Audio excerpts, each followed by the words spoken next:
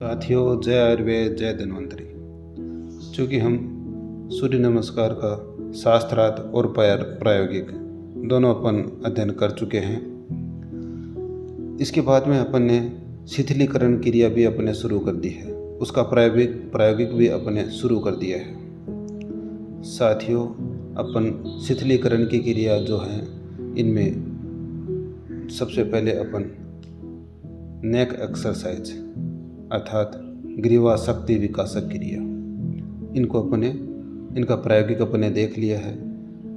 आज अपन इसका लाभ देखेंगे कि इससे अपने शरीर में क्या क्या लाभ होते हैं। ये जो शरीर में शिथिलीकरण की क्रिया है, इनकी क्या आवश्यकता है, उसके बारे में भी अपन थोड़ा सा अध्ययन करेंगे कि क्यों इनकी महत्वता है। शिथिलीकरण की क्रिया, आसनों प्राणायामों से पहले इनका अभ्यास क्यों जरूरी है, आज अपन इनके बारे में डिटेल से चर्चा करेंगे और ग्रीवा शक्ति विकासक क्रिया से होने वाले जो लाभ हैं इनको भी अपन समझेंगे। साथियों, जो ये शिथिलीकरण की क्रिया, इनको सूक्ष्म व्यायाम के नाम से भी अपन जानते हैं और इसी को अपन इंग्लिश में न्यूरोफिजिकल एक्सरसाइज भी बोलते हैं, जिसमें सबसे पहले अपन ग्रीवा शक्ति विकासक क्रिया के बारे में अपन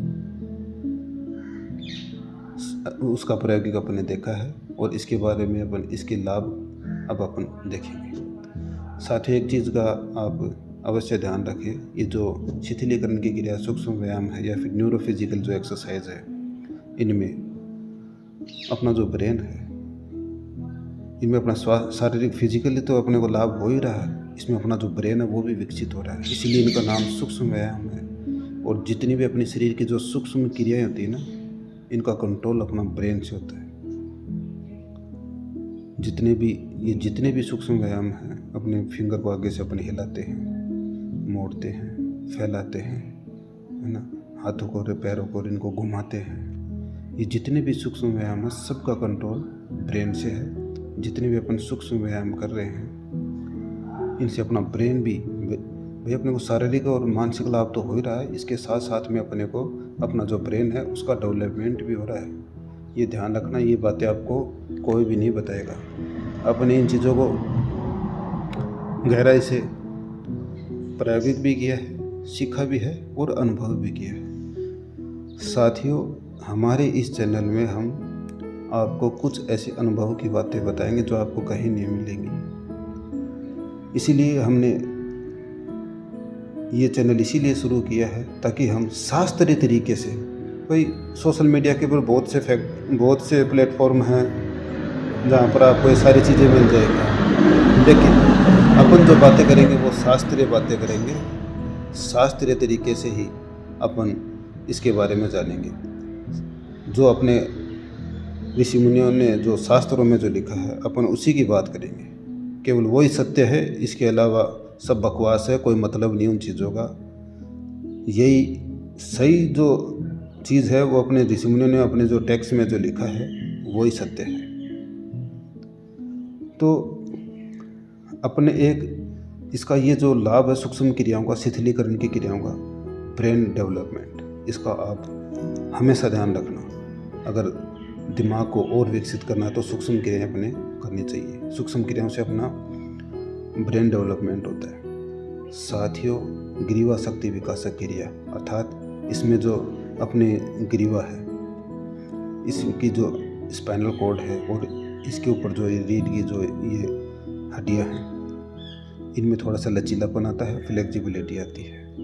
ग्रीवा शक्ति विकासक क्रिया करने से अपन आगे जा कर के अपने को जो सर्वाइकल स्पॉन्डिलाइटिस है ना, जिसमें गर्दन में पेन रहने लग जाता है, ऐसी खतरनाक बीमारियां, फ्रोजन सोल्जर है, ऐसी खतरनाक बीमारियां आगे जा कर के अपने को नहीं होती हैं। इनसे बचने के लिए अगर अपन शुरू से ही अभ्यास करेंगे शिथिलीकरण की क्रियाओं का, तो जैसे ग्रीवा शक्ति विकासक क्रिया है, आगे जा कर के अपने को सर्वाइकल स्पॉन्डिलाइटिस जैसी गंभीर बीमारी कभी नहीं होगी। हाँ, एक चीज़ का जरूर ध्यान रखना, अगर किसी को सर्वाइकल स्पॉन्डिलाइटिस पहले से है तो वो जो शरीर है उसको आगे झुकाने वाली जो क्रियाएं हैं वो ना करें,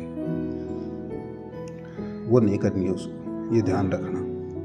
और साथियों, एक चीज़ का ज़रूर ध्यान रखना, आप ये जो सूक्ष्म क्रियाओं का अभ्यास कर रहे हो, अब सर्दियाँ शुरू हो चुकी हैं, आप अभ्यंग अर्थात सरसों के तेल, गुनगुने सरसों के तेल की मालिश करके ही अभ्यास करें। उससे क्या होगा कि आपका शरीर और लचीला हो जाएगा। साथियों, ये जो सूक्ष्म क्रियाएं हैं और ये जो सूर्य नमस्कार अपन ने देखा है, इनसे आगे जाकर के अपन जो प्राणायाम और जो आसन सीखने वाले हैं उसमें अपने को काफ़ी सहायता मिलेगी। अपना शरीर काफ़ी लचीला हो जाएगा और काफ़ी हद तक हल्का हो जाएगा। तो साथियों, अपने जो इसमें एक तो जो गर्दन की जो मसल्स है ये फ्लेक्स हो रही हैं, रिलैक्स हो रही हैं, कॉन्टैक्ट हो रही है, रिलैक्स हो रही है। इससे क्या है, एक तो यहाँ की अपनी जो ब्लड सप्लाई है वो बढ़ जाएगी।